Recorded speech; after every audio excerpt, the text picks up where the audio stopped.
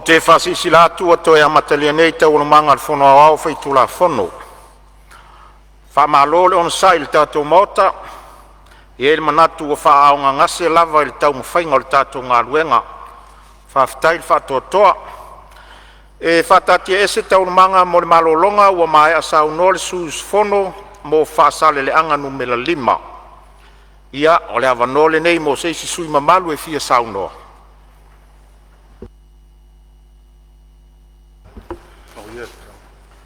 Ia o lea ua mau atu tutulai mai le sui o vai maunga whā. Ia au se tasi fo i o sui o le komiti le mai tau atu. Saunoa ua avanole mota. Paftai tele la ua fiongo le whongwhitalai mo le avanoa. Ua pale au foi le telingo le sua walpa i o le mota. E wa lava le whasini ngā malosi wale whaua wina le tātou ngā luenga. Malo whaftai la ua fiongo. Ia tainane le mamalu le official fono mo le malu afiafi.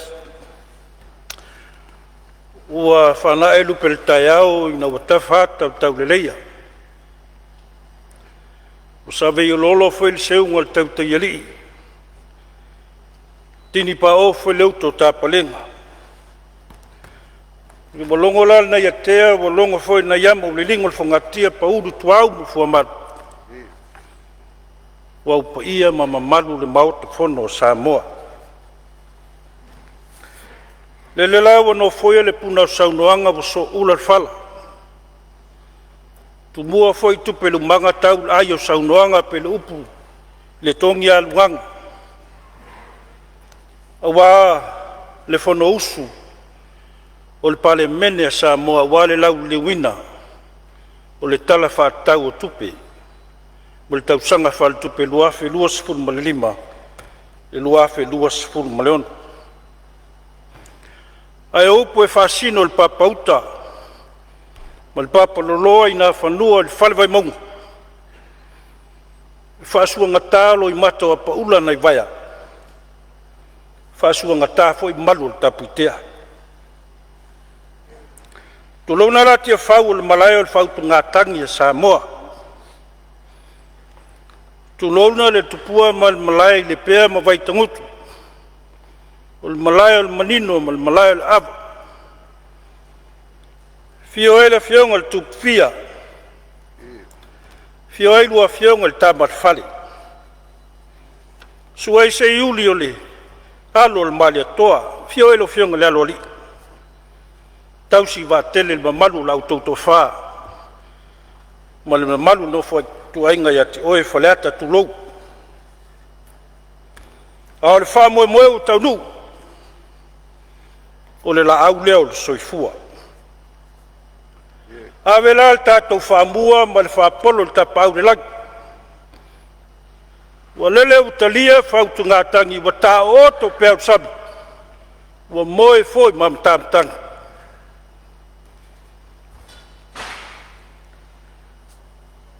Tulauna la le maltawe o le fono au fai tula fono Samoa. Fio lau fionga le fonga futalai. Fio lau fionga le sui fonga futalai. O le mamalu lava leo le whaau o le Palemene a Samoa. Lana fionga le au mamalu le malo. Tulauna la fionga le li Palemia. I lava le tau mia whalefu ma le tau apulo tōwhanga. Tau sia le anga leo le tu e tauru to e whaafoisia le soifua lau le leo lau fio. To lona lua, sa se lua fio ngai sui Palemia. To lona au tau fio ngai Minsta sui mamalu o le kapeneta.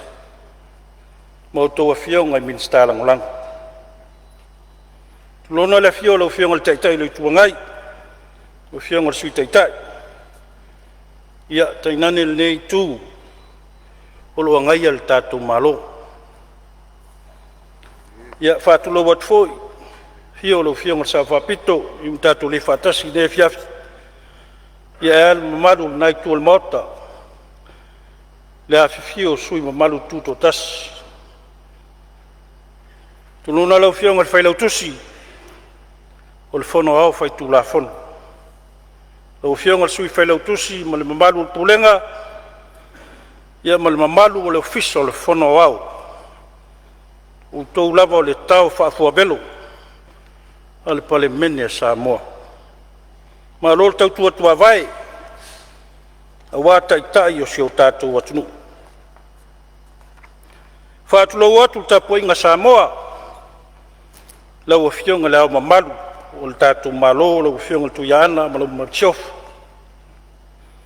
Tu lau na tau fionga i sui o le fono sui tofia, ma o tau masiofu. Tu lau na lau fionga le whamsimsili, a tau fionga i whamsino le whamsinonga maulunga, tainane au tau fionga i whamsino le whamsinonga whaitu malo. Tu lau na lau fionga le prestene, o le whamsinonga whanua maswafa. Lau fionga le sui prestene, ma o tau fionga i prestene langulangu, e al mamalu ia li im tamai tai whamsino, o le whamsinonga mamalu o whanua maswafa. Whaatuklou at foi nei tu malo, fio lo fionga le taitai fono, lalo a fono e kalesia so whaatasi, tainane taitai o e kalesia, mau auna le tala lei, kalesia ke usiano i Samoa matunu i fafa. Whaatulou at foi nei tu malo, ia le whainga malo tuila mnua, fio lo fionga le kovana ma lutena kovana. Fio lo fionga le fonga fitalai, sui ma malu le mauto sui. Fio lo fionga le prestene, senate. Ia tau au tau a fionga ia li sentoa. Ia la valea wale fio le whaleang furu. Ia sua le mawai whanua fo mai tulangi. Sa ole ma le neu tsai lua a whatu il motu. Lau na amtasi mo do tol fale ula maupu ya te oel mo tele o ia Samoa ma tai sama tui manua se ia pa ia fili mo pule tu sa tau wilo ai ma loa na whanua tu lona lam o mai leo se whaamtalanga se o tu malo pele o vai maunga number 5 ia wal tupua malai si nave maunu totua fio ele tamalo sina lau fionga se montafu. Vai au tau ese muli vai. Fio ai foi fale o salvalasi, tam seu mo fawalo.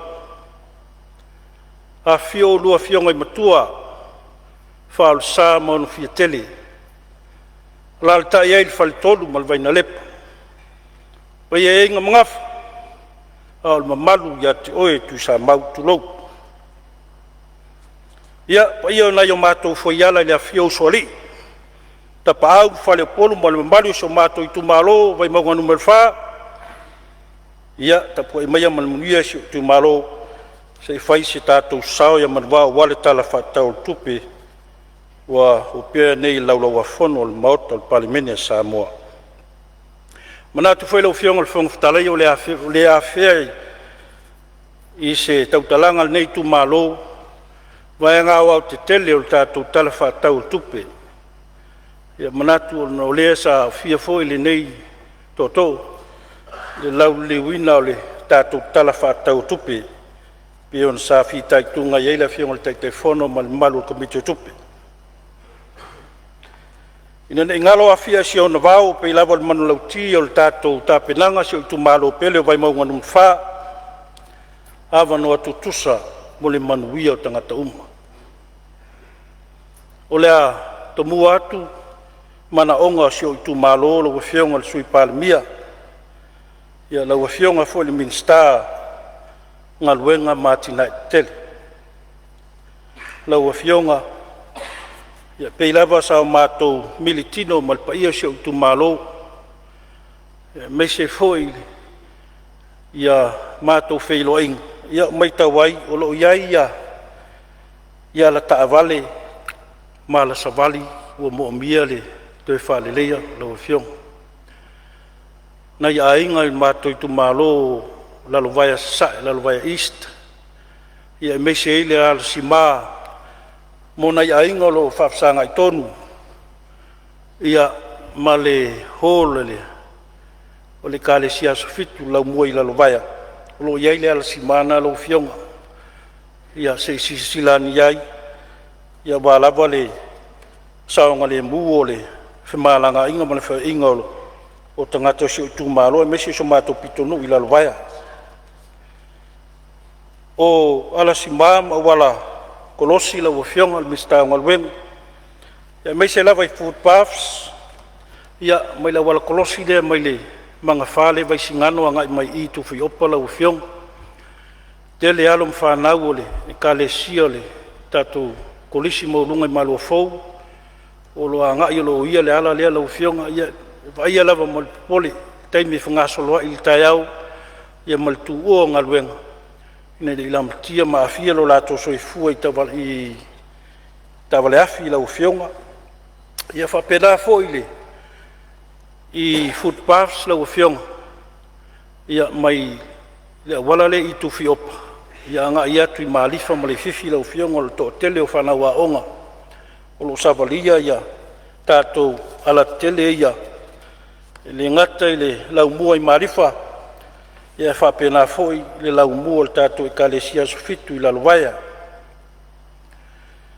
O moli a wala la wafionga. Ia pei lava no mai tauina le tele o taimi. Ia e ea vaenga o le tātou talawhātai ma le taulanga ia pia. O lo whai ma le ola nisi o mori. Ia atonu lo tau whasosoa le tātou il tise. Ia manatua le matango o fie. Ia ma le saonga le mu o le tātou talawhātai ma le tātou taulanga ia pia lau fionga. E watu estu alalo nei tu malo se sila ane I tātou street lights. Me se lava le talawhātai o le tātou taulanga lau fionga ma le whaloalo. So mātou pitonu ia le mangoto mparisi. Ia ayo fiti mo vei mea. Ia o tele o na yo mātou pitonu ia lau fionga I lo fia le vai pe ati tele ti munga. Au mo mia lava le toe fausia o ala vai. Me se lava se mātou wa aunga tulunga lua le I vai mea. O nei moli mauina pea le toa ili soa vai ia ma te tele ai ta whenga. I taime tele ai ti munga lau fiong. Whapena fo I se mātou pitonu I funga lei. Ia o awala lava o lo maalanga I eli mamalu se o tātou atunu. Me se lava o totono o tala whātai. Ia mo mia lava le lei o tātou awala. Ia le ngata mo tātou māloa se asimai. Me se lava o solonga le lei o le whangasoloa I o tāwale afi. I le tae au ma le afi I lau fiong. Se o pitonu o mulnu. I lau fionga. I tele no fie I le sami pe asua tutu I le tai. Na yo mātou pitonu ia mulnu o masongi I tele manatu e lo muli mauina le lau fiong whongfutalai ma le mamalu nei maota. I pia o ina sua tutu I le tai. I lo fia na yo mātou pitonu ia le soa sami. Stalo tuai lo fionga ma le nganga whaloalo. E manatu foi. Ato e whaawau ma le tātou talingalu le tua tonu lava le tātou mauta le munu o mauta to filau. Na ua whata oto le tātou talingalu ngā lau fionga. Ia atonu a wha ngā solo mai rola I tua I tātou pitonu ia munu msongi lau fionga. E manatu ia ua saonga le muna I ainga lo a fio ai lau fionga.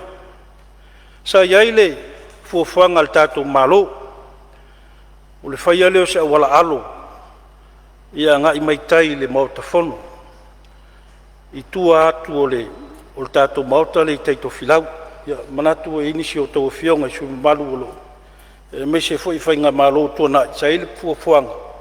E manatu foi ta ua lo fionga. Ia awa alo fia tia whau. I di ngalu wafi po malafan natua. Alo iai se awala e. Lo yese wala e alo yail mamalu ele ngatai famsinonga ya tato palemene ni meane wa lo fia se tato atunu ile se malafa natura ya lo yese wala alo mafaiona vabe no na kolosi mai I alo I vai toloa po I le pea e manatu saunga le mu e fe inga tavale wa ele na male ina lo fionga ile fe o mai o tavale I savalalo ma le aga'i mai le fugalei lau fioga e taua tuatu pea se tualalo lau fioga i le tatou auala ma le taligalu lea sio matou pitonuu lea mulunuu ia saofagā ai ma se tatou auala alo lau fioga ia ua matagofia tele lea mo le gata mo le tatou palemene ae faapea fo'i ia li'i o le faamasinoga ia ona o'o mai lea o le talosaga lenei tumālō i lau fioga le misitao fanua ma eleele faamālō faafetai tofiga lau fioga le minista faamanuia le atua i lau valauina ae o lenei talosaga sio matou i tumālō ua loa tausaga sa faataoto atu fo'i tele o faiga mālō tuana'i ia sa iai fo'i le faamoemoe i lenā paeiga o tuana'i ua mae ona faamaape ma vaevae ia fanua ma eleele ia o le matou i tumālō le falevaimauga ua ta'a vaiala magiagi peitai ane lau fioga ia o lea le talia le talosaga sio matou nuu ia ma le matou i tumālō ia manatu e tāua fo'i le matou iai ona fanua e tua iai le matou i tumālō ia meisi le galue'ina o le tatou lau fanua ma tuamaota ma tualawa ia meisi fo'i le tatou poloketi lea o le miliona ua ufia galulua lenei tumālō e legi i le ele talo atu ai ma le agaga faloalo o le fioga le minista se toe silasili ana le talosaga lenei nuu faamolemole o le tatou poloketi lea lau fioga le minista ia manatu fo'i e atonu e lo'i lalo lau fioga po i lalo le minista o galuega tetele le tatou fa'atanoa vai le ia lawa o e manatu ia e tāua tele nei poloketi ua e tele soasoani a le falatupe asia na tu'uina mai tasi miliona tausaga falatupe luafelua ia tolu tesi ma le 5 miliona o lo'i tonu o le tala fa'atatau o le tupe 256 e manatu a lau fioga o sio matou nuu tala fa'atai ia pia ao na tele timuga ma tetele tafega ia ua afia sio matou pitonuu taunuu ai le upu e fa'asino o sio matou fia e aulu tafega e selefutia e vaisigano a tetele tafega mai ga'uta i le tosivi e lo fia uma ngata i fale ia e meisi le tala fa'atai ia pia lau afioga e manatu a tino mai le poloketi lea o le tatou watertam e manatu o lea saoga lemu ia meisi foi o lea le toe satia sio matou i tumālō i le tetele o tafega ma loologa lau fioga e meisi lava o lo'ologafa le matou nuu ia ma le tapena ina o le tala fa'atai ma potai le tatou matafaga lea i luma o le faletale mālō o le Sheraton le Black Sand ai ai ia e peitai ane lau afioga ia e mo'omia lava le ni masini ia e meisi e fo'i le mea faigaluega tala feagai ia ua lava le fa'amāina o le tatou tala fa'atai ia ua lava tatou mālo asiasi mai ia maualuga ai pea le ta'uleleia o sio tatou atunuu ma le tatou mālo e ala i turisi asiasi mai ia taoto atu i tafutafuga o lau fioga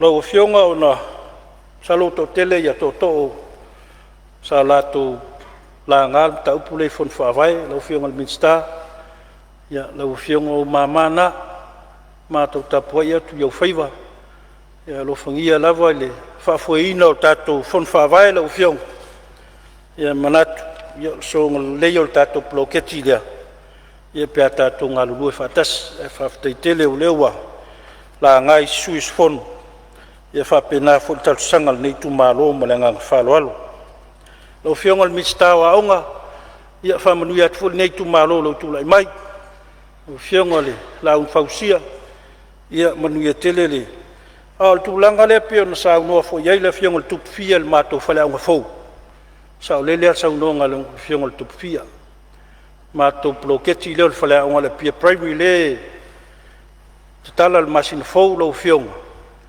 ia te talo atu ai ia ono lo'o mo'omia le lelei o so'ota'iga ia o le tatou pega fa'ailagi ia ua lava alo fanau matagofia le poloketi le tino mai ia nai vaenga la iti ala ufionga mo miale watu wetu walalo la ufionga le minsta ia se sisilane ona so itu maloe esilia ma sfultasi yafe alo fana wao le ngate le lau mua i malifa le lau mua i la lovaya le kalesia sfitu lau mua le fakasal polisi malu fo ia fa pena fo na yo mato wa onga ia tuto tasi a onga ia private ia le Peace Chapel ia mana yo mato wa onga le St Mary's lau fionga ia alofani i tausanga ia pe on fato ia to lo ia foi tausanga na yo mato wa onga ia ua ta pena iai ia le nei tu malo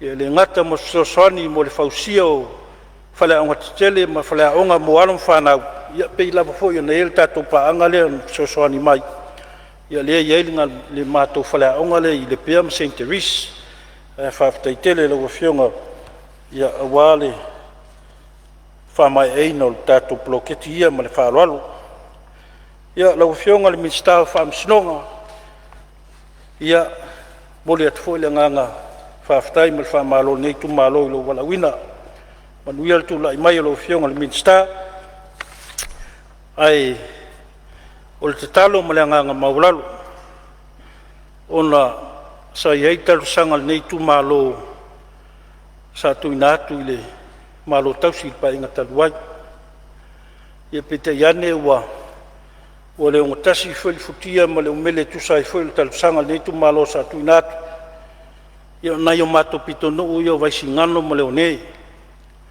la ufionga ia ona lai lalo la ufionga le tato komisio fainga palota se alo fasisila nei tato tu malo palota awa na yo mato pitono ia tu lo la fionga le su yo malo vai mongo todo awa tu na yo mato tangata ia olwe il for fa vai vai mongo todo po mai o to lai ol vai mongo fa ai o mai foi nei mato fon fa vai e o mau ai na yo mato tangata ia lo afio o suli mafio yo la inga sa se montafa yo suli mafio la inga sa tu funga e ina yo mato ainga ia a wale anga va al bloketio le biliona la ufiong e te talo atuai ia fe lava se taimi ma se lao e finangalo to ufiong ali min il capinete to fia ai stato commission sue commission ni pariole tato fenga palot ia tu watu tu alalo nei tu malo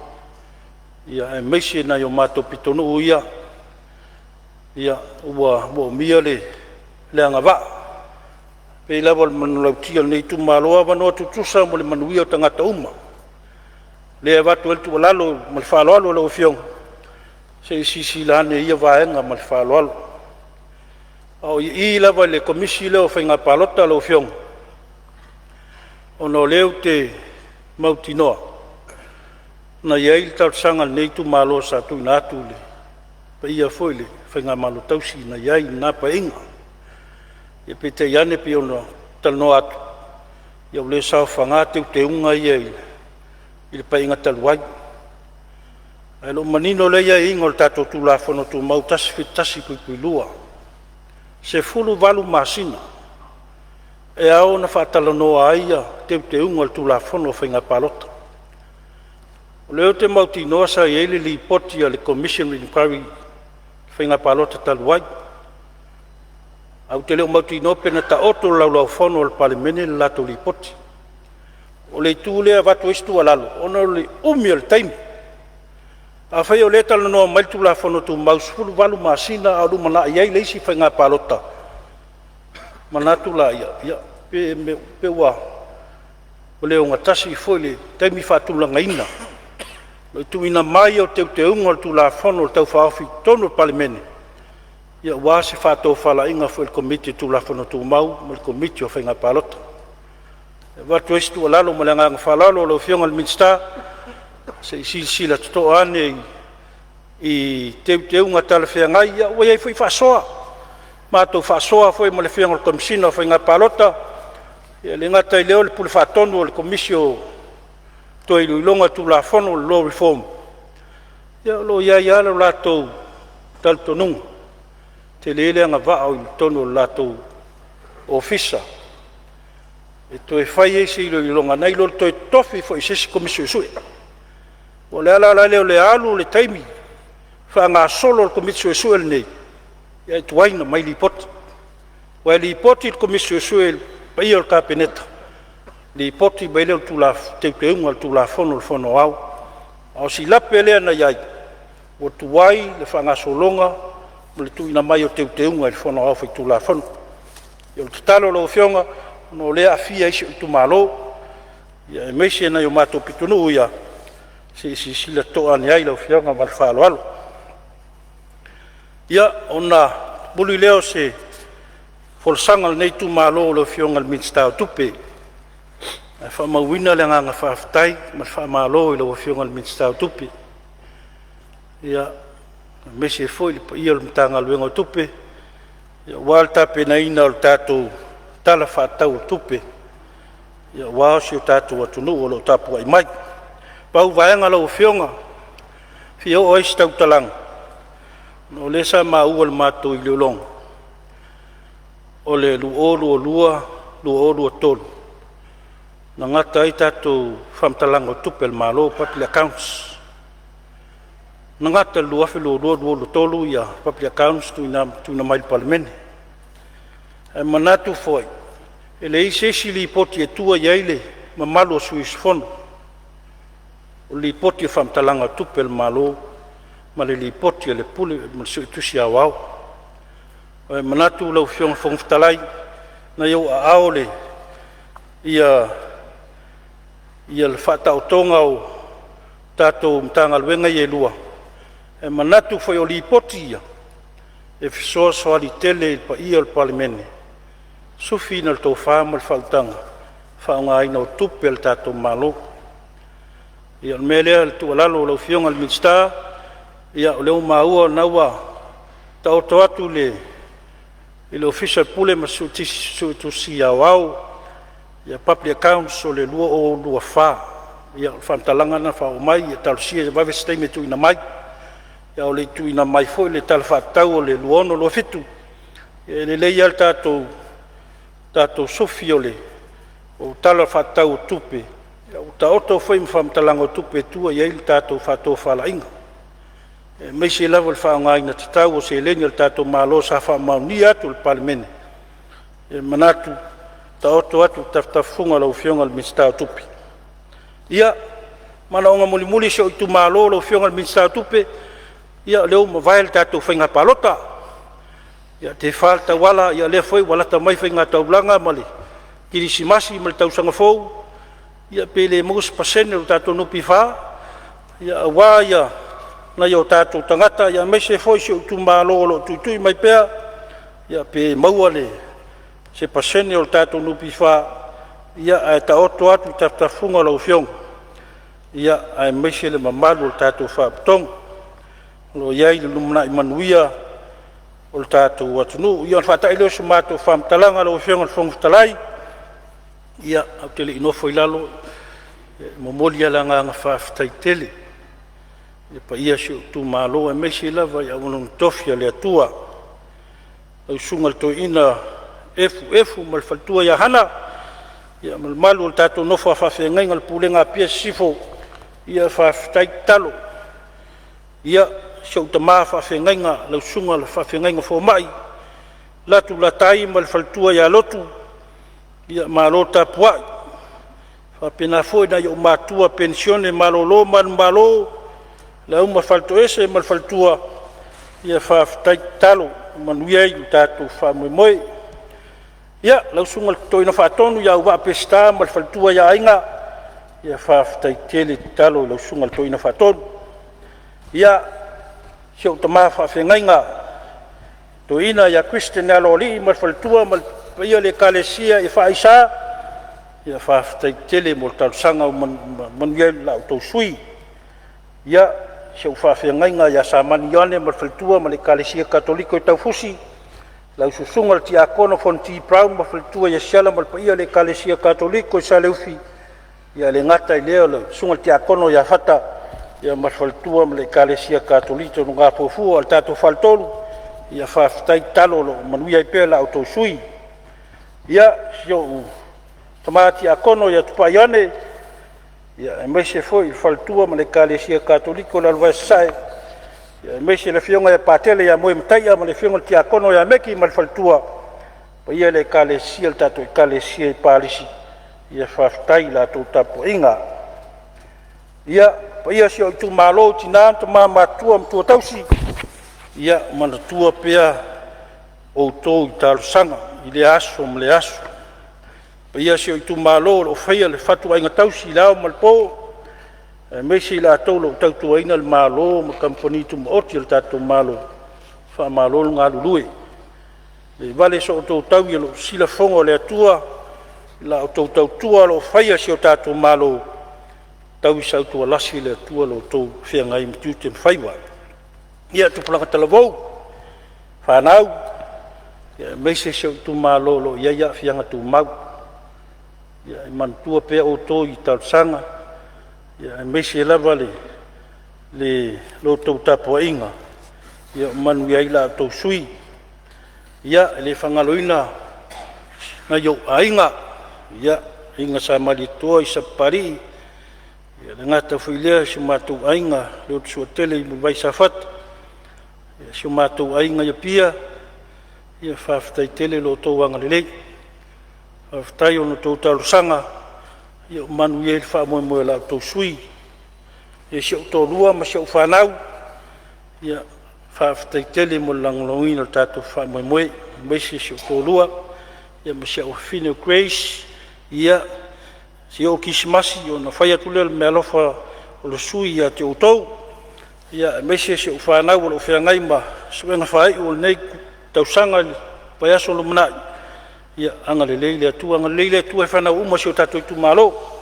a matalia le vaso nei suenga whai o nisi o ni o alom whanau o le tato i tu malo ia whamanuia tele le atu o le whiangai ma suenga whai o nei tausanga fiong te telefono mo tato komiti nga lulue se o komiti wai monga fa tai tele la auto pule lea fa tai mo lo tau lango mesi la auto tapo inga i manu ye lo tato fa mo mo ia foi mai leo se tau talanga lo fiong fong ftalai ia fa manu ye le tu lo valawina mesi le fianga ei mo le fono ao mo le Palemene Samo ia maual tō whāma le whautanga le uwhionga whongwhitalai, lang sua foi le uwhionga sui whongwhitalai, manuia la lua whionga isa se lua sui Palemia ma le mamalu o kapeneta, le uwhionga le teitai le tua ngai ma le sui mamalu umo le nei maota, ia e ola le sui a vai monga le anga leo le tua whaftai.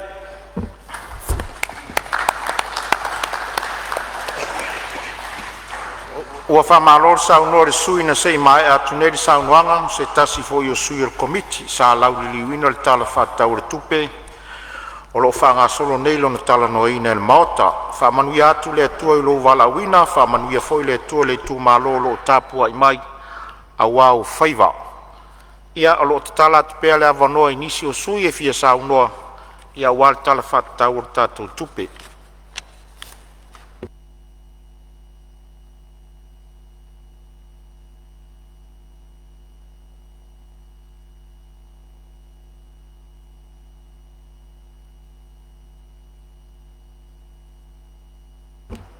Ia, o leo mai tau watu, o leo a fōu mai sao a le pata i tu pailunga, o le minsta lango fōu le mitanga ruenga o siasi o manga.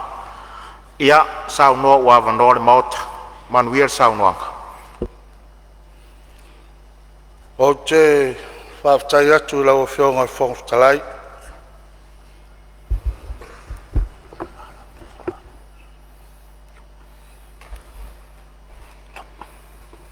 O le awanoa wha auro. Wa mawhai o tui na mai lo le sui.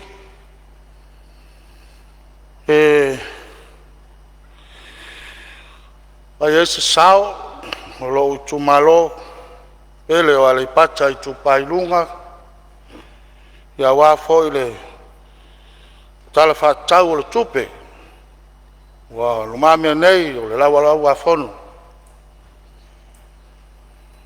Natu foi o lea wa maea o na sasa le aveo pei o vei o tausala. Le foi ua maea o na e sui le titi na sala. Le whasolo manongi, le tui ve. Sula ai le alofa ma le anga le lei, o lo tātou tapa au siri le langi, ia le tai au o sola. Wa o leo o tātou sila whai, pue o manu, ngai leo pue o mala. O tātou whailoa i le langi e mamā ma le soifua lau le lei, i le alofa ma le anga le lei o lo tātou matai siri ese i le langi.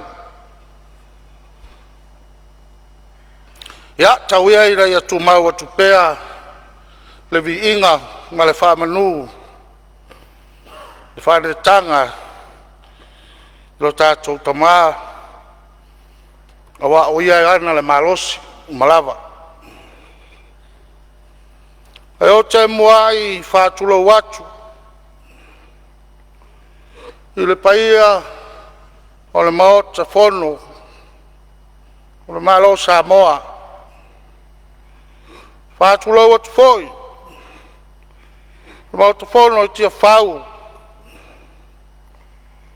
o le maota o le whautunga tangi, Samoa.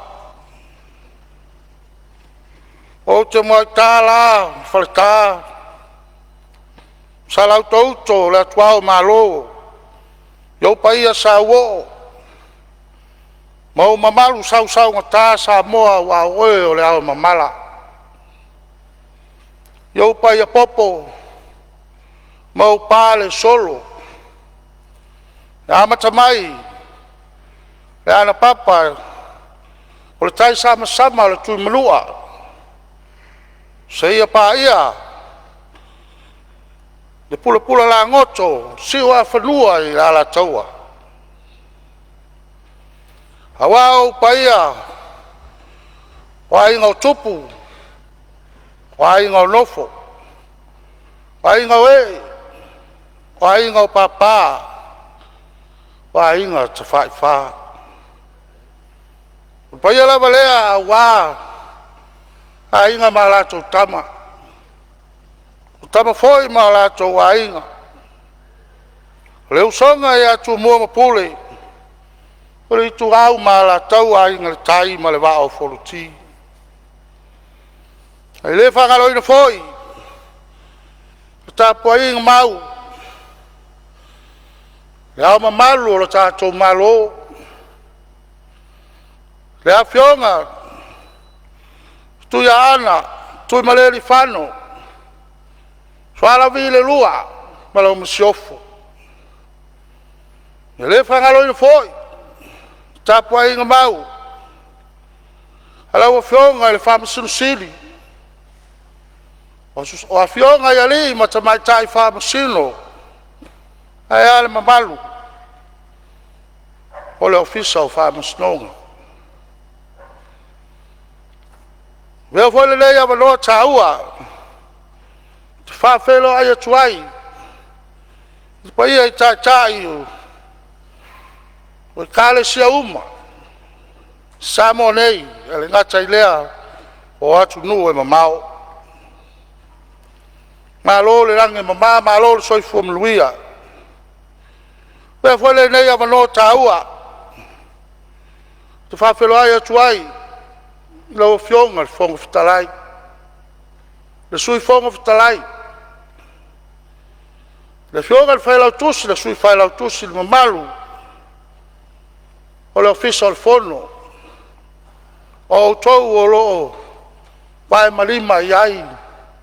Le fono usu o le balo Samoa. Whaba lo le ngā lue. Leo foi le nei ama no taua. O te whata alofa atu ai. Le fiola o fionga i li Palemene, o le malo Samoa. Lawa lau tātou le whatasi. Ona o sairi ngā malosi, tino. Ia le tātununga, e leo tū la fuaina la o fionga i talo. Ia foi le nei ama no tāua, e whawheloa i atuai. ia ulua afioga i sui palemia o minista o le kapeneta gatai lea o minista lagolago lenei avaega o le afiafi faamālō le lagalue faamālō le onasaʻi o mea foi lenei avanoa tāua te faafeloaʻi atu ai i tagapula ma tagaluega uma o le mālō Samoa le gata i lea ofisi sili ma ofisi sili lagolago o lautou galuega o loo faapena ona manuia ai faiva o Samoa mo ataeao faamālō le galulue faafetai ia foi lenei avanoa tāua faatulima atu ai le tapuaiga mau so tatou atunuu o tatou tamā ma tinā matutua o loo tui mai le muli o le papa ma ula mai le muli la auā le alofaiva o Samoa ma lana palemene faamālō tapuaʻi faafetai le nofo o tatalo faafetai i lautou tapuaiga peua lenei avanoa tāua te whapai atu ai ma le nganga whaaloalo. Pa ia so tu malo pele i le nganga. Ale pata i tu pai lunga. I le fiola o fionga le tu ya tu whanofo nofo. Lau to whale matua fuatanga. Oe o le luai tu mua ya Samoa. Oe o le au tu mua. Le pa ia le whale fioli. Ami tuana i mai la o suafa. O lo to fai to. Le ngoma tua ia le ifi. Ma malu ia sale au mua. Fatalo fat foi. So nu i vai loa. E fiola o fionga. Saftalai. La o fionga sau malu.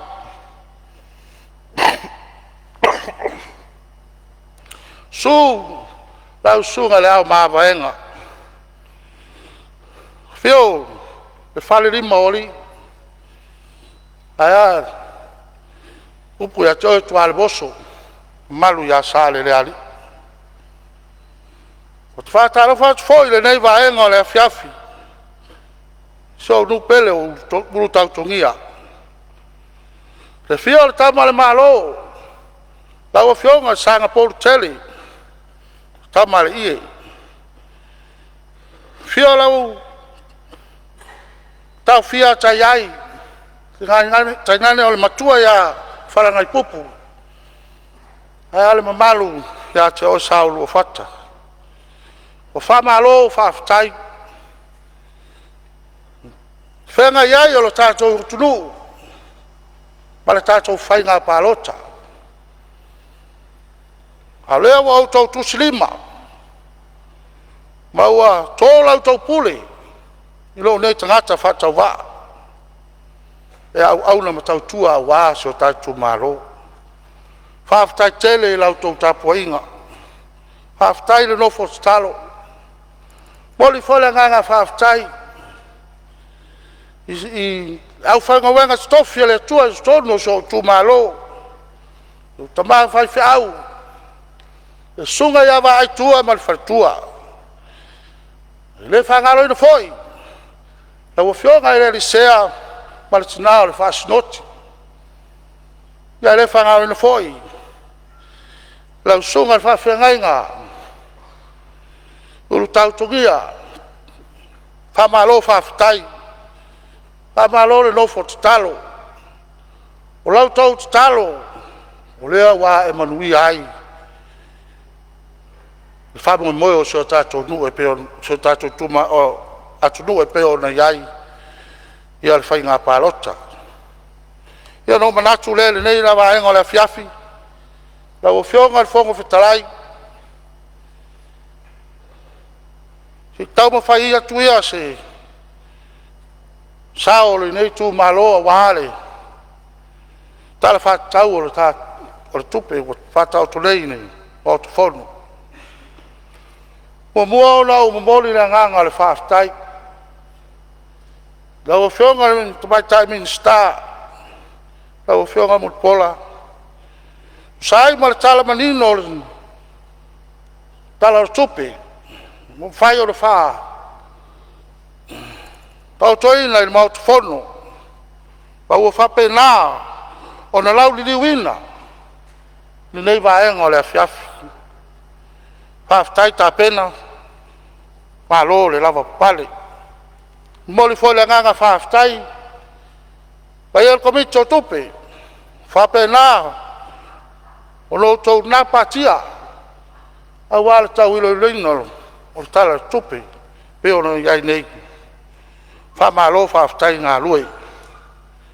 A iere la ngona, ia, e le rei ono tu sao atu. Se la ngona le nei tu malo, au ni nai vaenga, e oto atu. E fia whale leia. La o whionga le whonga whatalai, whamua atu le, whale mai la manu. Nā ta oto atu tawhitafa la o whionga le minsta. O mia se toi whatele, ia ona wale lava potu, ia e whapena ona ta o trai ma ngasi. Lua, o suava i maua, o lo whapena, o na tau ma whaina e so tu malo. O le sila fia, lau whionga le whonga whatarai, wal malo le maota. O mai tau ina ua, tele le suasami. O suavai lea o lo tau mawhaina e so tu malo, e tele le suasami o lo iai. Pa ua mai a foi o no tala noa i la whionga i la ofisili o le, ulenga suavai, e o maua whapena o na o maina na, ana tu o lalo, i le whale leia o lea vaenga mea lea, la whionga le mista, e na le whatatia atu iau tafa. O le vaenga longa tolu la whionga le whautalai, o i tūtau ao aonga. Ai lava si, au maulalo le vaenga lea i so mato i tu malo. O na whae o le whale tonu o whale aonga, ia wale lava foi i whai aonga. E lea te talo atu malanganga maulalo, la whionga le minsta, ia se tautuana, mo mia lava nai whai aonga, ia i so mato i tu malo. O le ale leifo le nao le aputi, ia ma whapenao na paso solo i na manuia le aonga anai whanau, ia whai ato atoa tūlanga uma ia. O le lono whala o whionga le whautalai, ia, o le tūtau whātoanga, talo atu la o whionga le minsta, ia, o mia lava ni nai masini, ia wal whātoa ina, ia, o le wau matua e peona, iai, o le talo i tua i so tu malo, o le talo numera tasare ia Samoa, le ano le talo, o lona winga, e tauna ave umo iai le wha, mua ale whionga le minsta, ia, a wale wha le leia, ina ia whapena o na manuia, ia, o na whapena whaile o na manuia, ia le tau mawhainga sa tātou matanga luenga, perea, talo atu lau whionga le minsta, ia, alo whangia, o ni nei masini, o leo toa ngā whatia, i nei vai tau, ia o le ngata fo i lea, ia o uti fo i,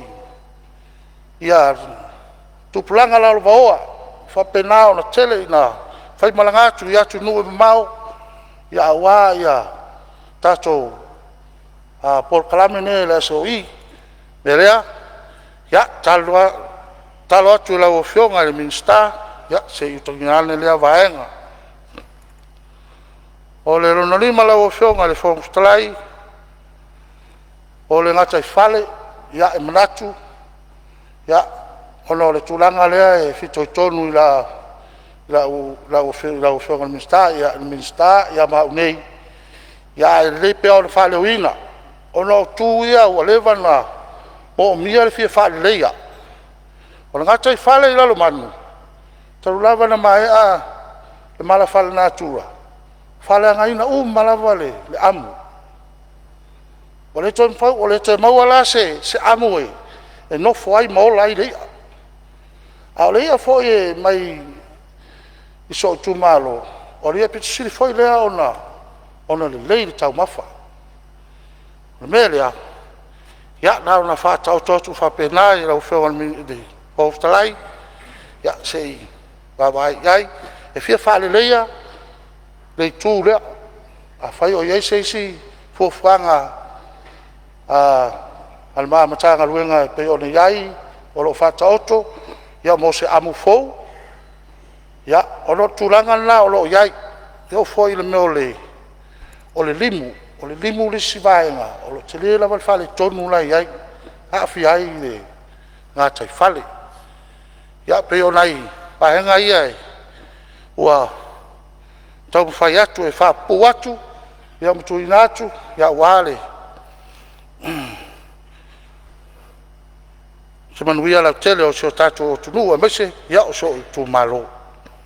Ina o mai le nei vaenga o le fiafi lau whio kol Fonotaga, ia e mumoli ale nganga al whaftai tele. Whaftai lau o whionga mo le whafoi foino, Fonotaga la tātou Palemene, whamaror i lau whātou whālainga, ia le ngata foilea, ia o le paia o le fisolfono, i lau talainga lau tō whātou tō sa tama mare, palo lau whai ngā ruenga, whaftai tāpena, whaftai i au tō whaiva mtute. E langona, ia, lau tū malo oe, ia, a maia leo lau tō, o lau tō maia lau tō pule, a maia lau tō whātua tuanga, lau nei tangata whātau wā, o te tau tua ai, o le whamaoni, a wā se le leo la tai tū malo. O le nganga whaftai, ia, i tāpua inga mau o seo tātou tū malo, whaftai tāpuai, whamalo, le lava pale tūte ma whaiva. Na bea whaile nei awanoa tā ua, mōri ai le nganga le whaftai, ia, pai o so wainga, le ngata i Samo nei, ia, a o so foi mutua whawhine o lo whapenao na umau i atu numu mau, whaftai lau tū tāpua inga, whaftai le nofo talo, whaftai o lewa, whaso solo, ia, fuafuanga, ia whapena foi, o tūte mwhaiva pe o no tau tāpua i mai ai. Mori foi le nganga le whaftai, nei vaenga le fiafi, ia, i sau tōro pele me sau whanau, ia o lo tāpua i mai, whaftai tāpuai, whaftai nofo talo. Ia le whanaina sau tū malo, whaftai, i lau tō purtō, whaftai, ono lau tō whāloalo, o lau tō whātupu ma lau tō whātamari, o te le seina, ina i le lea, te le pale ina foi, ai o le ateu, i le vāo lo whatu ma lo māmā, e le to e ngalo. Ia whātai le ma se leo le nei vaenga le fiafi lau whio kol Fonotaga, nanga le lei le tua, to e taimi o le Fonotaga le Palemene, ia lange mai, pa ia o usfono uma le tātou mota, lange mai foi, ia pa ia lau whainga luenga, le malo lo whain tātou whatasi nei a fiafi. Ia wola le lofa maleanga leo le tua soifua.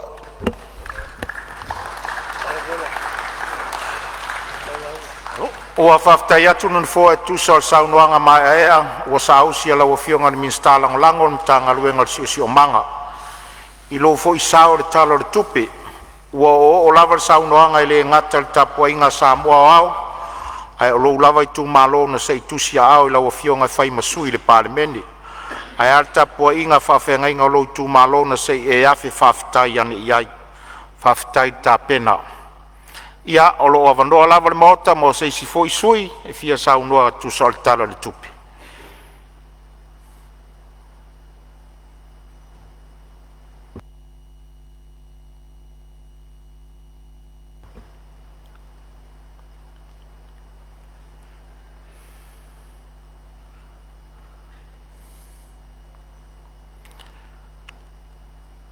Ia, alo avatu lava le avangoa ele no foa, tu sai fo yo suis fono lo tato Palemene, ele ai fo i se a faina i sui al committee, ia e ta oto atu lava lo tu tai fono e wha mai ina mai le taimi muli muli, a le mau o le avanoa, ia o se me whai ngatalea, o la alafo atu lava ia te utou, a mai se fo inisi o sui ele i o atu ia ele wha solonga.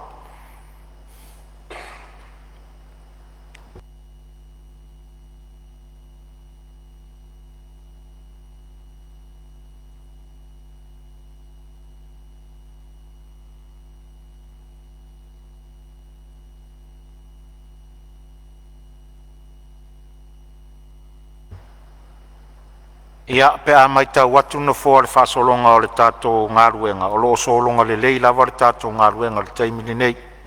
Le lava e whela fua i lava i lei tu vai le malo e whapea fo i le a fongi le tuoro angai al whai ngā malo e whapea fo i sui tu to tas. Ia ai o le whawhaingo fia o le tātou ngāruenga, ma le whapupu ino o le tātou ngāruenga, tu sai fo i o aso fono. Ia e pa ulama i lunga o tau a fionga le whaonga ino taime tu watu le whong vitalai tau te sauno ai tu sa le tala le tupe.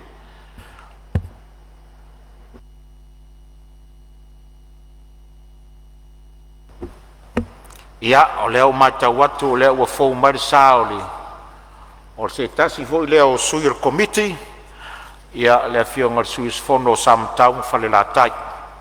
Ia sauno ia Manuel sauno anga.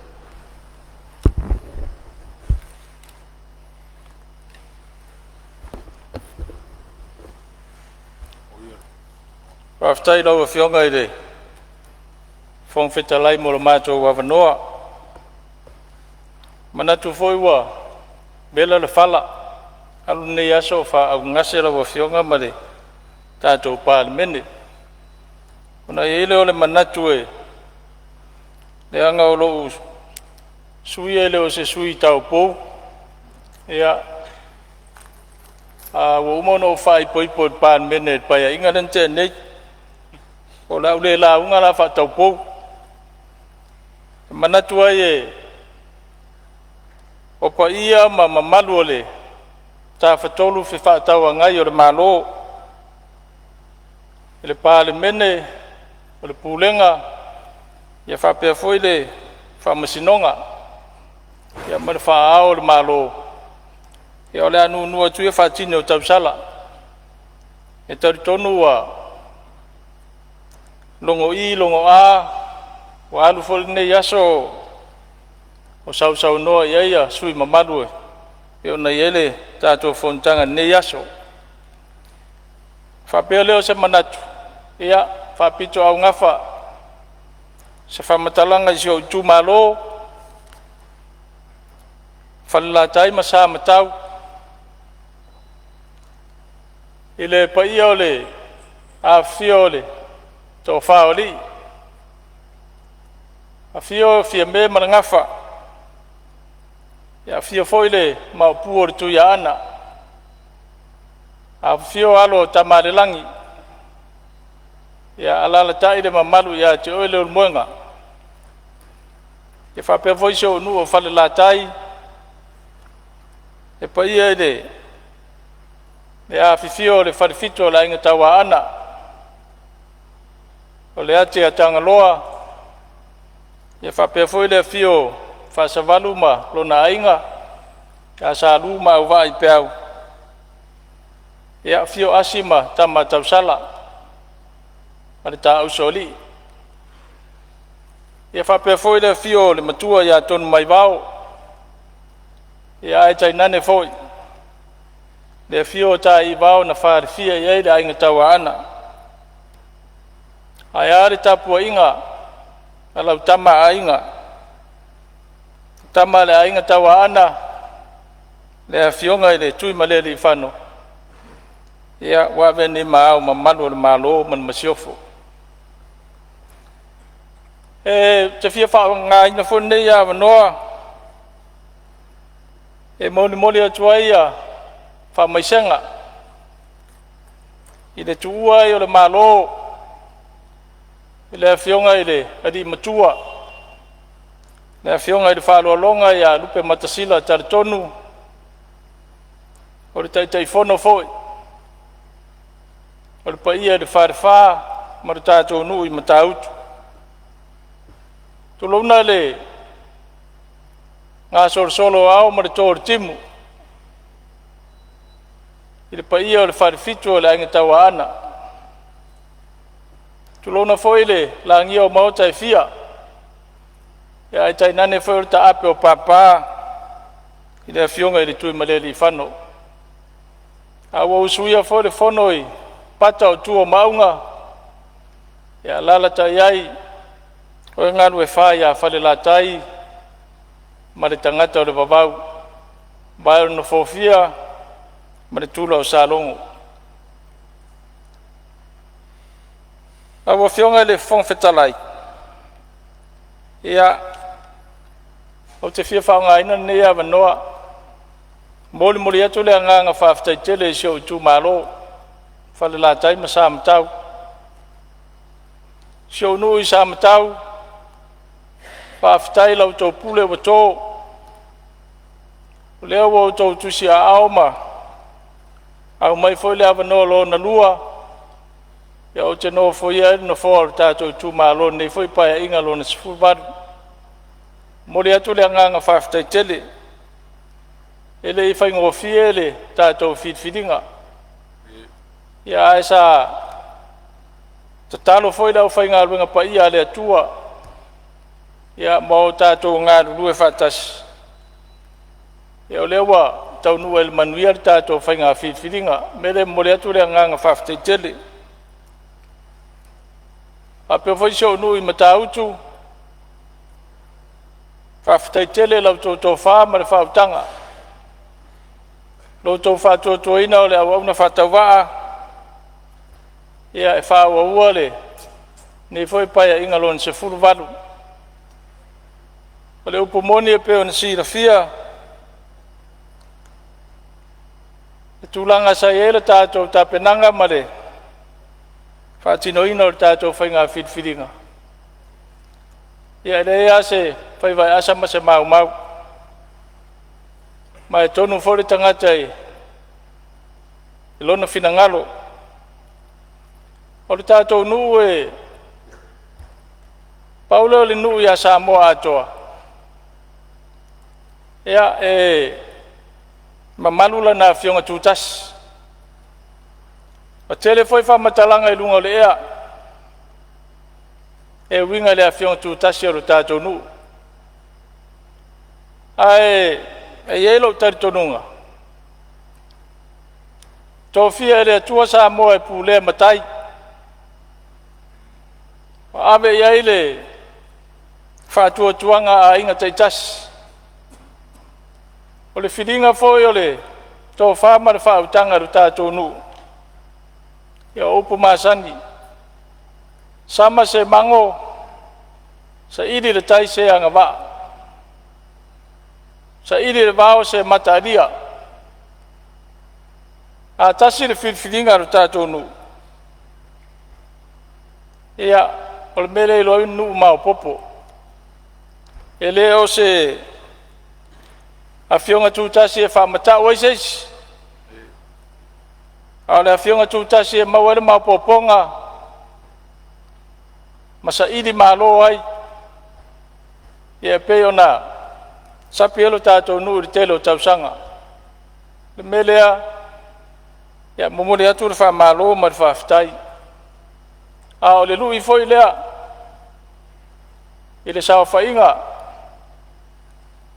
a le tātou a fionga tūtasi i o tātou sila i le tua i a whaia pela nā mio tonu te miuma a wā mai ai tātou le whātuatuanga i a wāre tau singa le leo le tātou nu me lea i a momoli atu le nganga whaftai tele a lau a fionga le whonwhetalai ia na ofa manatu mana onga sio tu malo pe lava ona ye na tau sanga wa pa ya inga o mavai atu e na ona mato tau longo ya matu atu pe le malo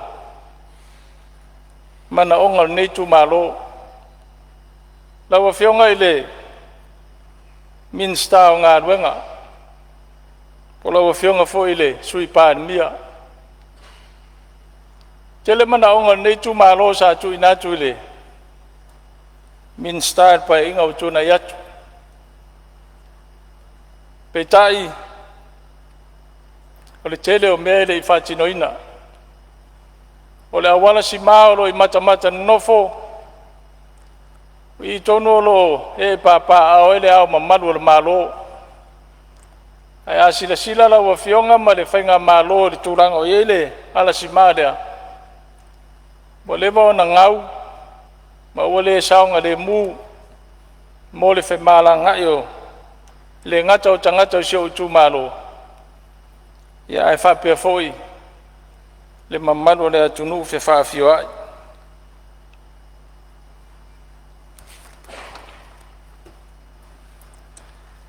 Ole tulanga o awal ngalue.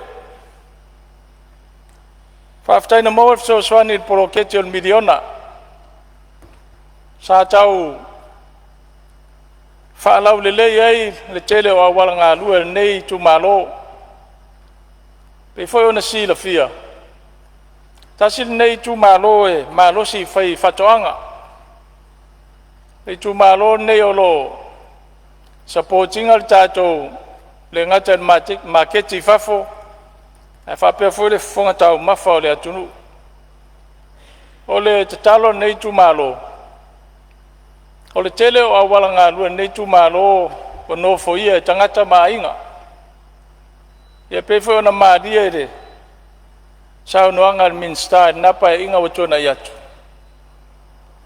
Ia e fa tino awala ngalue lalo fon fa vai. Awala ya lui fa toanga. Au no foanga o lo alala mapapa awal mamadu le tunu. Ia ol mele la fo tuile. Ile malo petai. Ia sa ulangona e napa inga wotona yatu. Wana o se folfolanga e fa lele ai le taunu. Awasa manino ile tala fa tupe na foi pa inga wotona yatu. Ele aya se provision ya made package. Ia fa tino ia ia folfolanga ia sa folfola. Petai nei tausanga fa tupe. Ia leo mai tawatu wa ia se tupe wa fa nganga fa tino ile va nga taua e ui na lai titi. Mai le tai ona wa fa so al malo le tele o mana onga itu malo. Ia al me pitsidin taua le wa ia se me amatai. Na ona mato tutuatu itaftafa la wa fionga de riminsta.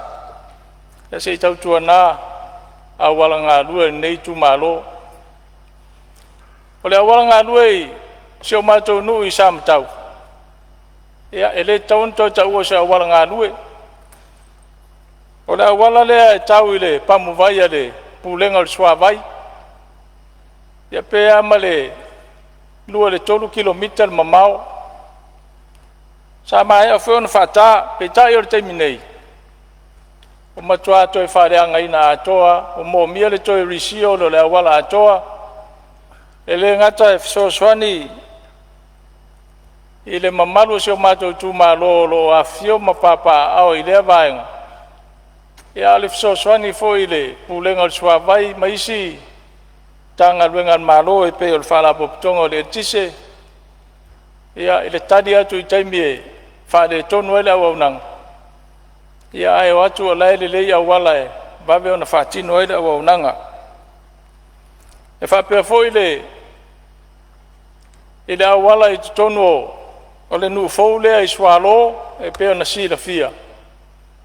Ol pitonu le tua oima manonouta. O fanua fo ile malo le sa fa matu atu so matu nu isam tau. Ia ole wa fa so polia o mai fale ma a fio fo mamalo le tu malo. Ia pe tai e fa de tonu le wala. Ia le so fo le swavai. Se sisi lane la wa fionga minsta. Ia nai vaenga ia fia fa de ia. E fa pena fo la wala nga lue le pitonu o matautu.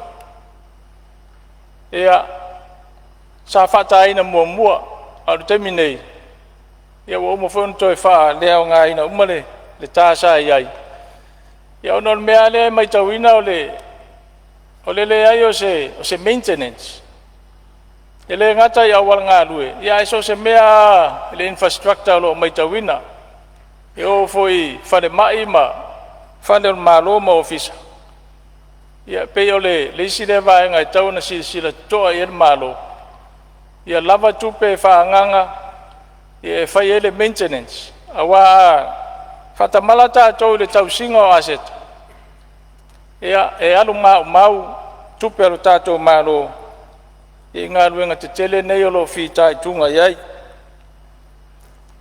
o le tūlanga i taringalu e au tele o mautino le temi nei po tā ngā ruenga po tā ngā ruenga o le menari ai tasiri nei tu malo o le tele o na whanua wa a ia sami ia watu le tāusanga foi pa inga tāruai ia peitai o mai temi nei ia eri whātau nuina o le tūlanga i le tise i tono sio i tu malo ia te le whare tono lo iai wa mai au na fausia ma to fale foi le ta ole fale sulfa inga lalo po kalame le etra ia pe taie ele yo ele tise ia le fo mona abatul ta sanga fala pop tonga ia se si sila ela o fionga ai mai se ole vai nga tonu le fai asi vai telo le tise uma fona di poti le fala pop tonga ia o ta dia pe se la to nga nga fa de leia ai mai se ole tulanga ole e fale a onga i da wala le ia o tele na fale anga ina ia machine computers ia air condition po e malulu ia fa pe foi mari tele o appliances ia le tise ia ona ole vai tele o le tise vai nga le o se matonu ma le tu malo na wo mai le ai a fionga el min stal so fu malo loina ia saya ia fu ngai fa tino fa mai o nei tu malo le pa inga o tu na e tu nei e foi sa fa fonga nei mota ia o sa noanga le fionga el min stal wa mai a me uma to ia al pa o sa mala ia ai fa no le wa bo uma tul minsta ia wa fiol minsta ma velan sa mal o le lo la po le al sa mal o le a na fa ti no ile e fa le mai nei tu malo ia le fa fio mai le minsta wa onga sa va lua tu male a fiong el minsta ia so ne lo fiong el minsta wa onga ia tele lo si la fia i tu langa sa ia o tu langa le na a fate ia una walongo mule atu nei ala fai nga parot ia o tele lo postal sa ope ai fai me wale pasial fanua ia al me foi tat fano noi o le levanta ulangi ole o le fai mai o se tu malo mo foi na la tua se sing ia e ola fai parota fai me wale fai no fai le pasial fanua ia lewa na o tu se atu la o fiong el minsta a fai wale pasial fanua ia lua isi fanua na wa fai lo atu la o fionga ia se e silsila ia mole fa tau no ina nei a poroket taua ona e taua telele fa mai mo se tu malo wa le ngata le mamau i tua ia am fai fona so so ni nisi nu tu tua oi o batu lewa o mana ia le progress ole o le fa mai ia le fangam falsela ia fa fetai o tele tau fa le anga tu va nga le ona le anga fa fetai am fai foi lana a mata malenga luenga fa la time sa mtau ia o mana ia tele malenga fa lolo o le si tu e bai tawina tu lole utu malenga ngana o mo meo fa le ui po fa le taua ele ngata I tono le whalmai. Ai so se mea, tono le official malo, e oa foi maota malau I tono o tātou ainga. Mai tawina ale te leo le whale tonu lea. A ole tua lalo nei tu malo. A pe a whaise por kalame ale official so I fua malo loina. Ma komite atina I tono o nuu mala na whanga. Ai una il whawhita aulile na I mawhaio na fo ia.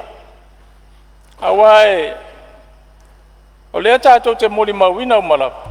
Po le ale maa nei o se whale o umona whai. E le mawhaio na tausia le o tātou tangata. E o ai official malo. Le foi sa whaatino e whainga malo le tau pipi le isi vai tau. Whai asi e singa I whale le tau. Ia awa, umatu foi napo kalame maa nei. A yeilo tautonunga. A mata mai tutono a inga. Whaasolo ange ia onga tūlanga lua. Ia maa ngai mai korisi. E tātou te leto e popole le tūlanga o whale ui le numanai. O se tua lalo na ni tu malo. Ia tautua nale soifua malolo ina. Ona o mai lea ile min style le menari. Ia o mai a foi ona. Lo fionga le fuvitalai. Ia, whamarurua tusu lo saunolo I whawila vea tula mai lo whionga minstao. Aftai mo la Tupe maua.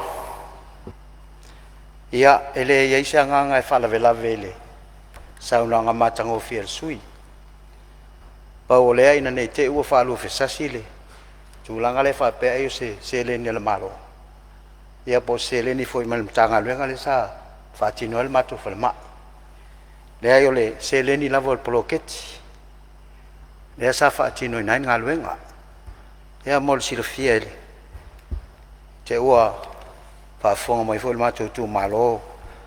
O te leo langa ia le mea lea leo se leni a sa fuafua mole. Mai sol poloketi. Lea sa whatino ia le. Whalema e netu malo mal whalo lava. Ia, whaftai o leo mau atu whasa o ngore. Ia, tula mai lo whionga sui whawau saunuanga. Ia, mole atule ngang whaftai le whionga il minsta. Leo te li whaitio ilana whalema o lesa o whaftai le malo. Ai whaftai o leo a mala malama.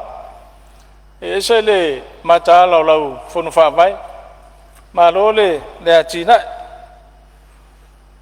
Ona o mai le tanga luenga le menari sa tu ina tu voltar sanga nei tu malo ito sila malo tu la fono o le tanu ina ngata I fale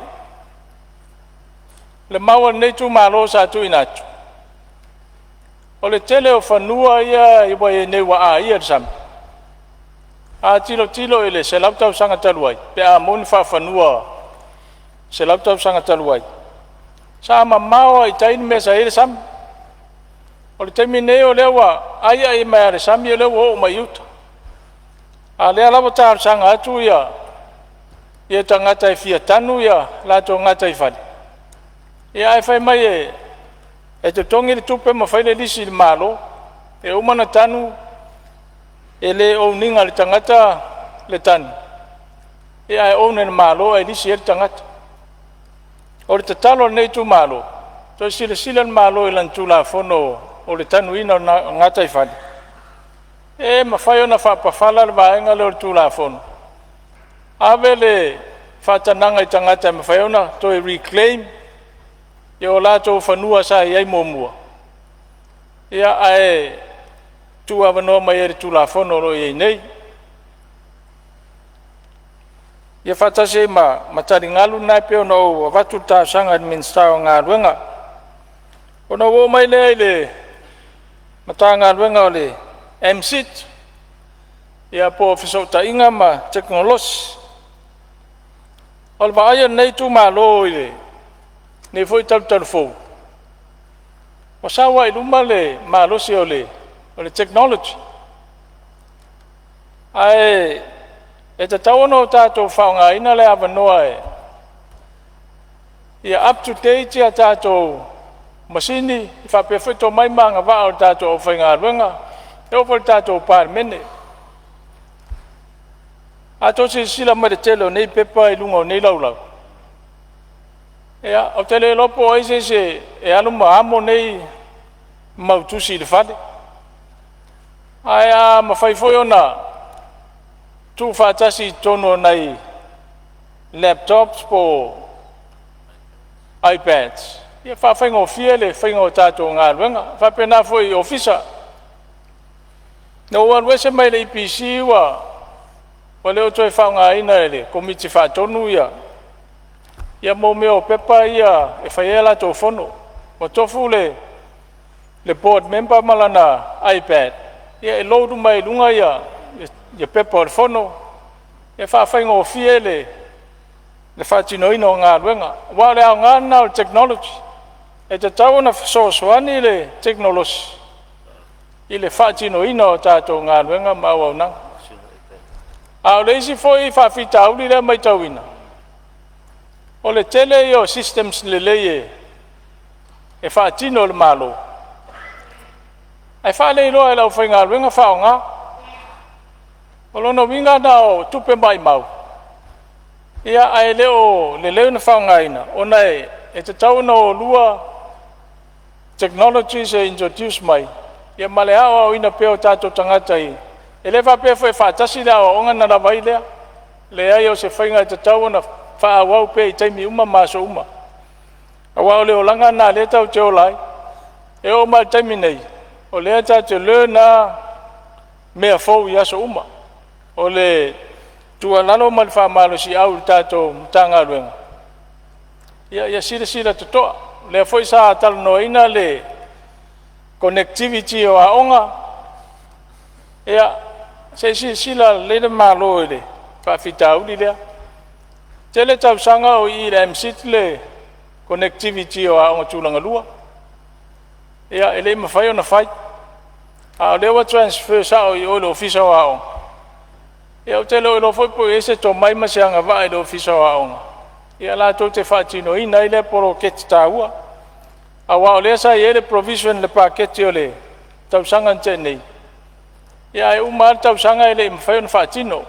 O le fwoi lawa to e avatu i ele provision o nei tausanga. Ia a o le whai te tenga na a tauano tātou ngā ruru e whātas. Ia ine a wala e mwhai e o na fo ia whawhita auli. Venga ele. O te lai pe musa no. Ia whamaruru atu siolo sau nolo e whau la vea le fionga sui panemia. Fula mai lo fionga sui panemia sau. E le se ngangai. Ala ve sau loanga sui mamalo. Le fionga ile. Sui o fala time sam. Tau no nei me lai tia e tolu sa tau wha mau la lo ile. Sau nanga. Ile tūlanga o tanu. Le Samo. Ai ran sau nanga whapawhala le tūlafonu. O le silfia sui ele mawhaina whapawhala se tūlafonu. Se ilonga sui tūlafonu. E ona whai lea. E le whatinoa li nei tūle nā vaenga. E me se wimo systems. Tana no wimo systems e walu lunga technology. O le tūlanga la. E le tūlanga te ICT. O le si le vaenga sa titilo. E whainga malo. Ona wa outsource matatu. Ia vavela na suite technology. Ia whapena fwoi ona mana o mia fwoi tātou company ai telefoni na suite system. Ona winga la o whainga malo e taulana tele tupe. E so ni ai tūlanga lea. E man me muri lai titia la lea lau whionga ile sau nor sui sa ile school connectivity. Nei la sam fain fai. Na fa se ele mtanga lunga o no tele tau sanga. Ele se tu pe fa nganga. Fa ola le internet a onga. Ya la la fa se e ya il pa inga le fiongere. Inga malo le fiongere sa fa bit. Le tu pe tu tong ya internet a onga. Yo lo to le fiongere mi sta a onga. Ya ai le fa pe ele yola la sa ola. Ala ngang fa ta wa internet, ala ngang fa lo. Ya, malo whaftai sau no lo fionga sui panemia masalo le ono o le whaongaina o le upule a whapawhala se tula fono. Ia e pe o le anganga lato ia e pe e sili ai le anganga fole a mai se tula fono te te wai le vaenga le ilalo o le mtanga luenga le o si o manga ma le puna o natura. E tula mai sui e whawau sau noanga. Le ue whafonga mai tali le fionga minsta. Ia, whaftai tere lo fionga le fonfutalai. E whau so soni mai vaenga lea. A tonu e pese sere upun whaonga atu. Ia au o le anganga na. Tau anto silan malo tu la fono lo iai. Ia e whaise swinga tu la fono.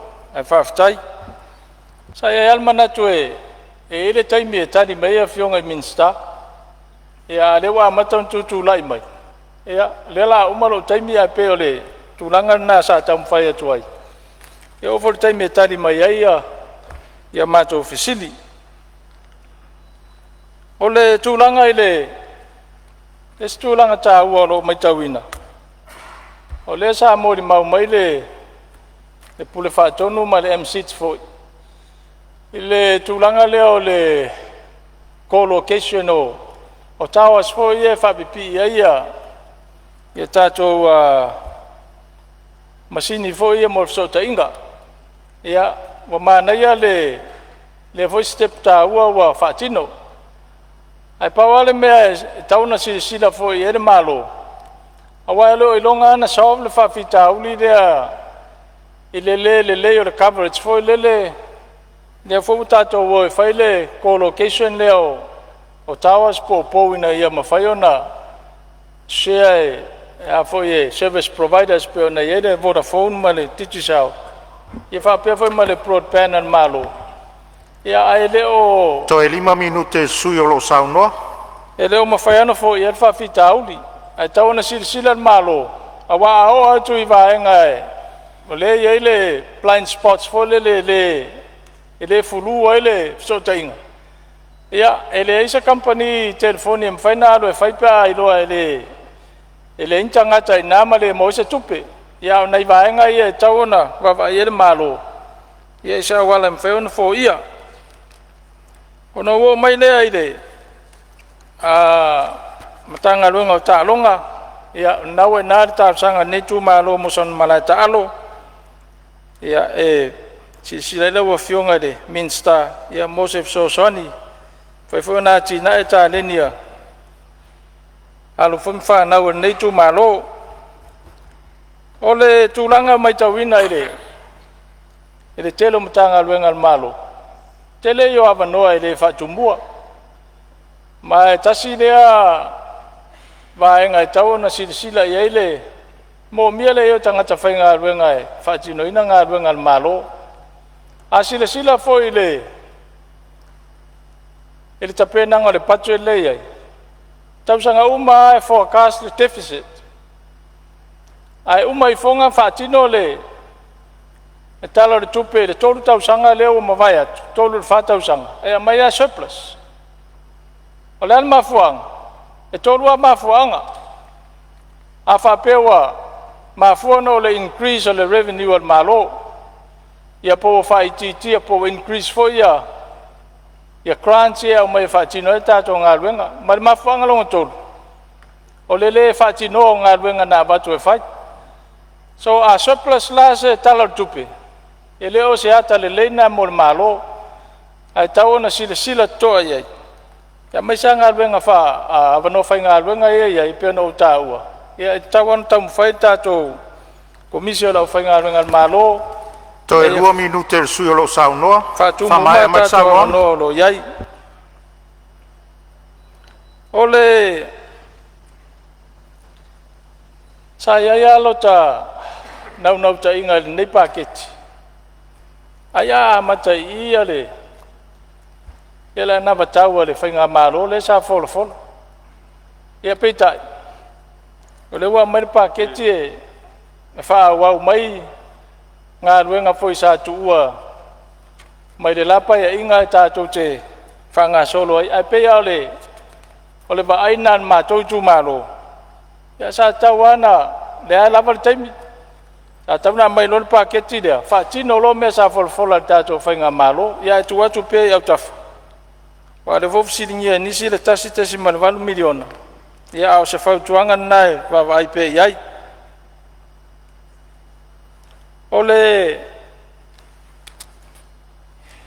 tanga luenga fatuanga ia batu foi le tal sanga ni tu malo Maliele sui fa mai a mai sa no nga uma lo ia tai. le la fa matu la o fionga ole tanga luenga fatuanga ia lo fangia ole ia tato masini maloli na iai ia tasi nei tu malo e momia e fa longo le lava masini maloli ia ai Ia o fionga le fon.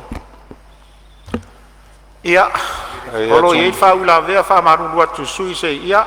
Tu le atu le ava tele le o fionga o le matau tatu teimi le te umi.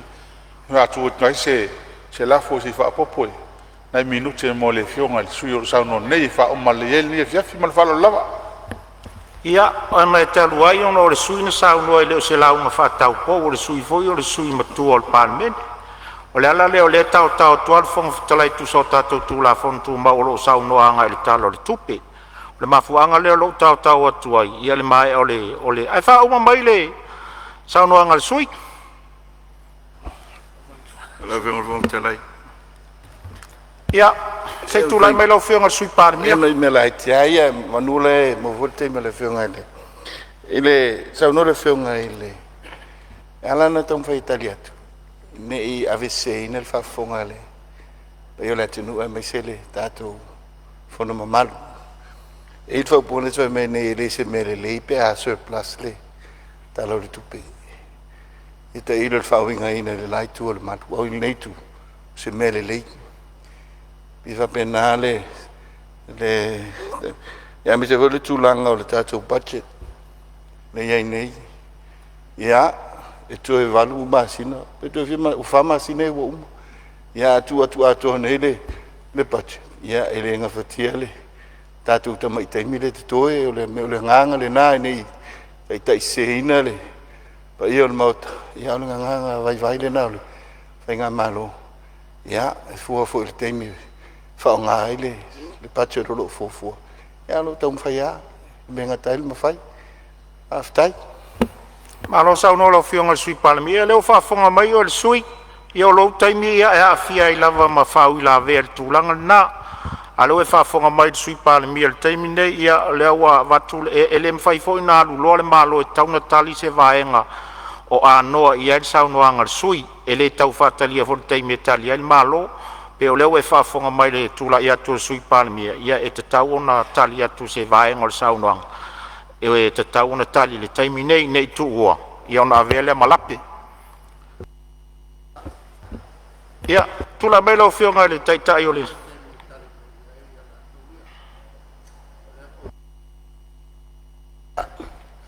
aua a fai te toe tupe e le fisili na mena leina te toe o le si lama fuanga o le faia I ngā luenga a tonu le ngā ni mafuanga te tau le ala na le fautua ministasi o tu taimi wa mako ki fia kali ko foi me nga pe a fai e sau no mai sui ia fa uma mai sau no ngalo fionga sui malo lo sau no tai lo mai alo taimi fon fetalai de la fa umat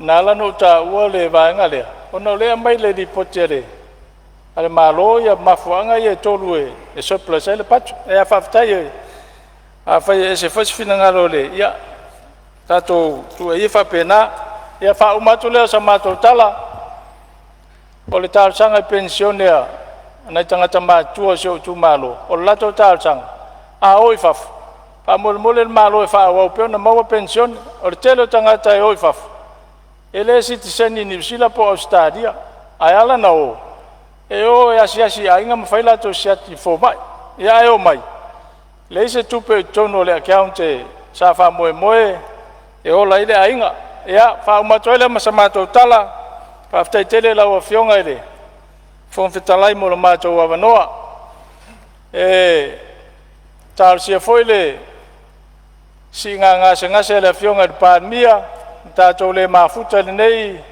tala fa tau le tupe ia o le matou tatalo ia taulu le fingalo le tua ia toe whaafoi lo malosi a toa, ia toe taliu mai whanua, ia whaawau ia balawina ua, balawina i oe le tua, ia whapea foi lau lua, vase lua, e whionga i minsta sui pānmia, ia male ainga kapeneta whapea foi ia minsta langolango, ia manue telele tulai mai, ia whapea na foi lau whionga tfumfutalai, ia whapea foi ia whaululunga o mtanga ruenga, ia maua le malosi e tautua elu tātou malo, male anganga whaaloalo, whaftai. Whamalo sa unua whatamari le sui o whalalatai msam tau, ia o se tasi foi o sui o komito tupe maua ma tupe tutongi, o me lea le whaititia le whaftai atu, malolo on sa il walawina. O lea wa tātou iai le tau lau mea o tau rumanga o le nei aso fono, i le afua mai le tai au sengi se iau lia mai le lilo atu o le fitu so polangi. Wa whamalo le usfono le paia o le Palemene, whaftai le ono sai ma le whapalepale. Whaptoas whaftai su usfono sa tā malai le nei aso. Malo tā pena whaftai sa unoa. E le whaingofia le tau awa mea ino le nei ulua i aso o tātou whia lafo inga, peitai. Wau tau whamuamua ma manatu ane le tapua inga sa moa lo whaatali mai. Ai ale nei vai tau ma le tau mawhainga o le tala o le tupe. Whamalo whaftai. Le a ea se ngā luenga o le lei ona o tātou whaia i le nei aso. Whai lea ma vi inga o le tua. Alo whangia le tua le whaiva tau whai o au tau fionga i sui ma malu. Whaftai sa moa i lau tapua inga. Wai u le manuia le nei aso ma le alo whaiva o le Palemene ona o lau te talo. Whamalo whaftai. Whaftai atu i whaurulunga o mtanga luenga ma whalapo tonga tu maoti o le tātou malo. La utou au nanga whauau mo le malo ma le Palemene. Whamanuia le atua i lo utou walawina. Pea tātou te tala i le nei a fiafi, tārosia le alofo le atua le aso a tae au. A ia pui le atua i ala uma o le auia i le afi fio atu. A tātou te lei toropo, o te talo sanga atu i lau a fionga le suis fono, mo whasale le angatasi se e saunia se te talo e whai wai le tātou Fonotanga. Se yo tātou talo. Le atua siri ese lo mātou ta mapa ia o lo a fio i le langi. Le atua mamalu, le atua mamana, le atua whai mea tonu lava oe. Wa mātou toi awhi atu le nei a fiafi le ali ie. Se o mātou momoli atu le whaafitai a te oe ono o lau puipuinga o lau tausinga sa e malutia ai le soifua au auna malo mātou wola. Whaamae aina ai whi au mga ruenga o tiute mawhaiva o le nei aso. Whaafitai tele le ali ie i manatu ma mawhauwhaunga e te au maimo i mātou. Ai maise o lau whaunga aina o lo mātou whatau waa o i mātou watusi a ao iai lo mātou watunuu. Ina ia mātou tala noa iala e ati ai ai lau fina ngalo. Mātou whaafitai a te oe o lau whaunga ina o i mātou e whai mau mea whai ngā luenga. Whaafitai le soifua ngā lulue o tangata i le whitai tunga i le nei aso i whi au ma ngā luenga. Le ali ie whai mavi inga oe tu maupea lo mātou le aunga. Mātou te talo le ali ie wa e si le fio i mātou o se whanau se maa ngasala. E le aise ato atoa e le aise tonu i ate i mātou. Aua mātou te talo le ali ie sausauina o mātou whale tonu i lou toto. E ngalo ai o mātou whale tonu. Mātou wala au le ali ie tuli muri au loa ina le soifua au auna malo mātou wola i le fouta ape i le nei a fiafi. Pui ala uma o le au ia maua malo longa file mu, whapulou ma whaafu i mātou i lou alofa mātou te auri ai le aso fou i le vi inga o oelo mātou atua. O lea la mātou te talo tamai e lofa matalia mai. O na lou lava suafa Yesu o mātou wole matatalo atuai. Amen. Whaftai atu lau fionga na minstalang langon tanga luenga wa onga mga nuu tu sai ule tarsa. O te whasisila atu wa tolpo nei tau na mga fono au fai tula fono se ia ulia le aso fono a tai au i le tula iwa tolu sfuru le tai au.